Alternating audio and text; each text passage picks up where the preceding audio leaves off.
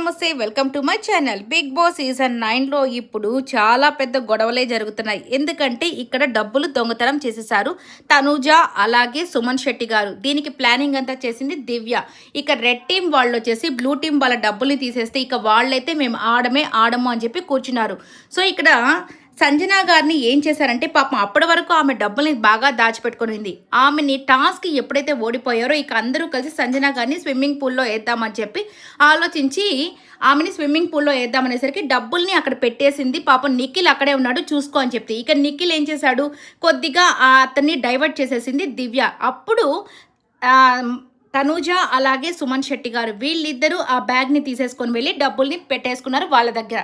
ఇప్పుడు మేమైతే డబ్బులు ఇవ్వము అని చెప్పేసరికి పెద్ద గొడవే జరుగుతూ ఉంది. ఇక్కడ తనూజ ఏం చేస్తుంది, మిగిలిన వాళ్ళు దివ్య అలాగే సుమన్ శెట్టి గారు డబ్బులు కాస్త ఇచ్చేద్దామని అన్నా కానీ ఈమె మాత్రం ఒప్పుకోకుండా నేను దొంగతనం చేశాను నా దగ్గరే పెట్టుకుంటాను అని చెప్పేసి ఈమె కంటెంట్ కోసం ఈమె కామ్గా ఉంది. ఇప్పుడు టాస్క్ అంతా మహా బోరింగ్గా అయిపోయింది. ఫన్గా జరగాల్సిన టాస్క్ కాస్త బోర్ అయిపోయింది.